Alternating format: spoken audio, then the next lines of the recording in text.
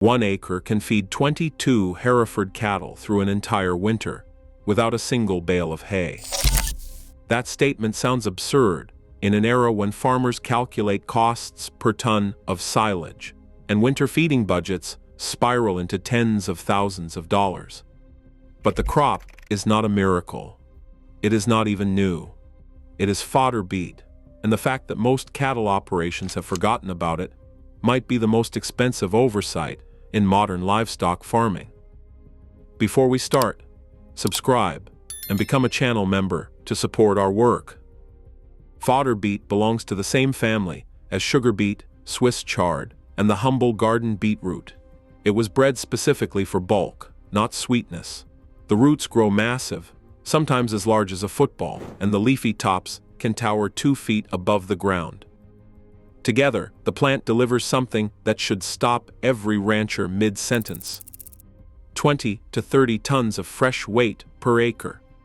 In dry matter terms, that is 3 to 4 tons per acre of energy-dense feed.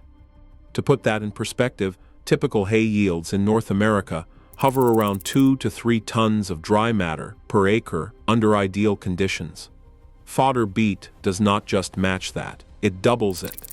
The roots are loaded with sugars, delivering 12 to 13 megajoules of metabolizable energy per kilogram of dry matter.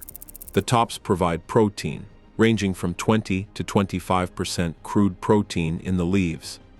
When you feed the whole plant, you get a balanced ration: quick energy from the bulbs and digestible fiber from the greens. Cattle do not just survive on it, they thrive. New Zealand beef operations finish animals on fodder beet at stocking rates that would be impossible on any other winter crop, grazing 10 cattle per acre for 90 to 110 days and slaughtering them directly off the crop at 1,300 pounds. Let's break down the feeding math, because this is where fodder beet stops sounding hypothetical and starts looking like a financial revolution. A mature Hereford cow weighs somewhere between 1,200 and 1,500 pounds. A finishing steer might be pushing 1,100 to 1,300 pounds, depending on age and frame. For winter maintenance and moderate growth, cattle need roughly 2 to 2.2% of their body weight in dry matter per day. For a 650 kilogram cow, that works out to about 12 kilograms of fodder beet and 2 kilograms of roughage supplement per day. Now, scale that across an acre. If your acre yields 25 tons of fresh weight fodder beet at 12% dry matter, you are looking at 3 tons of dry matter from the roots alone. Add in the tops, which contribute additional dry matter and protein, and you can conservatively estimate 3.5 to 4 tons of total dry matter per acre. Each cow eating 14 kilograms of dry matter per day for 150 days of winter requires 2.1 tons of dry matter total. 4 tons divided by 2.1 tons equals roughly 19 cows per acre for the entire winter feeding period. When you factor in supplement needs and wastage, the realistic stocking number lands closer to 15 to 22 animals per acre. That is not a typo. 1 acre of fodder beet, managed properly, can carry 22 head through winter. The same acre planted to hay might feed 3 cows, if you are lucky. Fodder beet is not some modern invention dreamed up in a laboratory. It has been feeding livestock for more than 250 years. The crop was developed in Germany and Holland during the 18th century from earlier fodder beet varieties, selectively bred for size and yield. By the 1770s, English farmers were planting it as cattle feed, calling it Mangelwurzel, a mistranslation of the German word for beetroot. The name stuck, even though the etymology was wrong.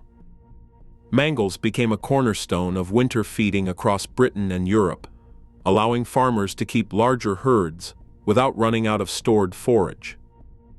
But then the agricultural revolutions of the 20th century happened. Mechanization favored crops that could be harvested quickly with minimal labor. Corn silage exploded in popularity because it could be chopped and stored in a single pass. Hay could be baled and stacked. Fodder beet, by contrast, requires specialized equipment for lifting the heavy roots and careful handling to avoid bruising. The economics shifted. Cheap fossil fuels made hauling hay less expensive than the labor intensity of root crops. Farmers stopped planting beets, and the knowledge of how to grow and feed them faded with each generation. New Zealand never forgot.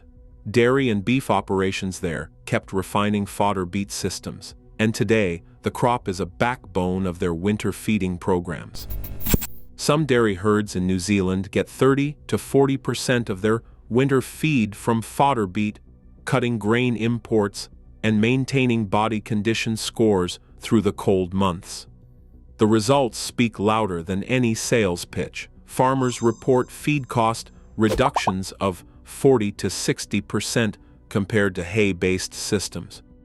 Growing fodder beet is not plug and play. The crop demands precision from day one. It needs well-drained soil because waterlogged ground will rot the roots before harvest. Compacted soils are a death sentence. The taproot drives 3 to 4 feet deep, and if it hits a hard pan layer, yield collapses. Planting happens in late spring, typically April or May, depending on location, and the crop takes 140 to 180 days to mature. That growing window leaves no room for sloppy weed control. Fodder beet seedlings emerge slowly, and if weeds get ahead, they will choke out the stand. Fertilization matters intensely. Fodder beet is a heavy feeder, pulling massive amounts of nitrogen, phosphorus, and potassium from the soil to build those bulky roots. Soil tests are not optional.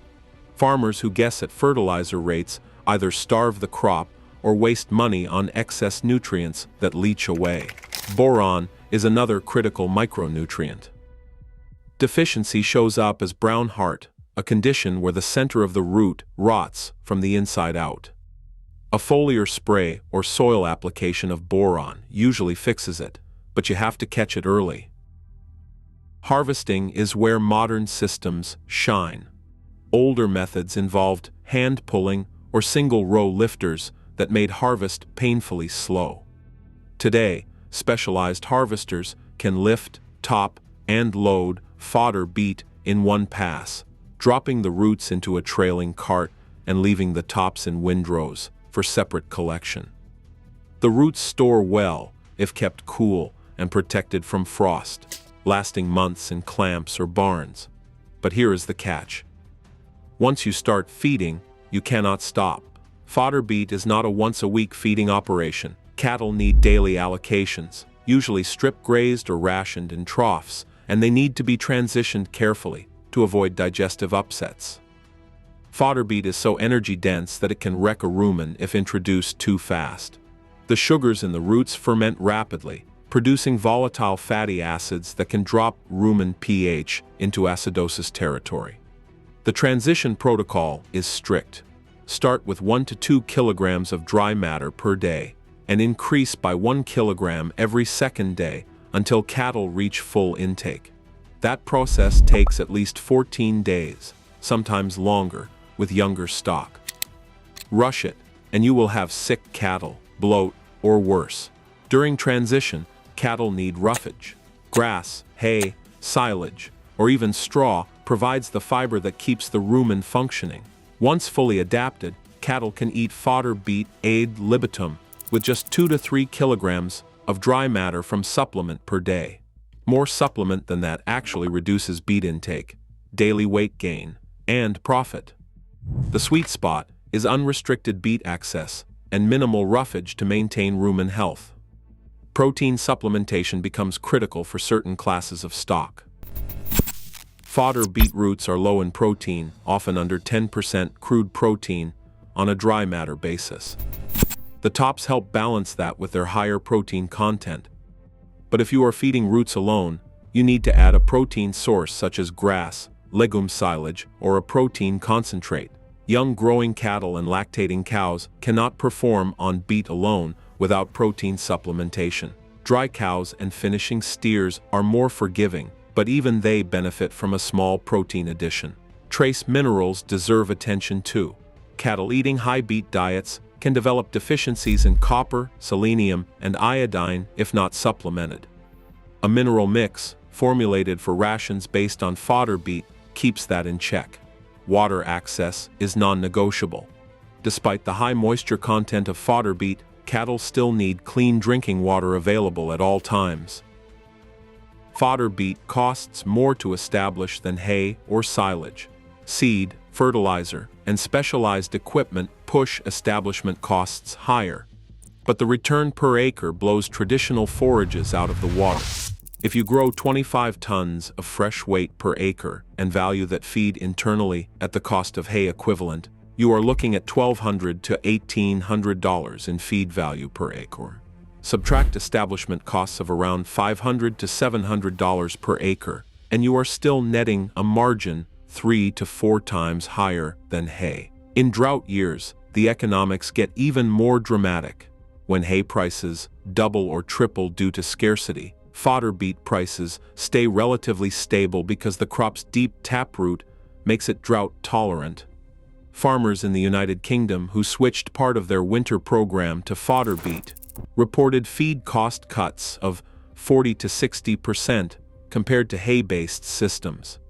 Over a 150-day winter feeding period for 100 cows, that translates to savings of $4,000 to $5,000 or more. Drought conditions make the savings especially clear, and those savings can change a winter budget. The labor equation is less clear-cut. Fodder beet demands more management than throwing out round bales in a field. Strip grazing requires moving fences daily or every few days.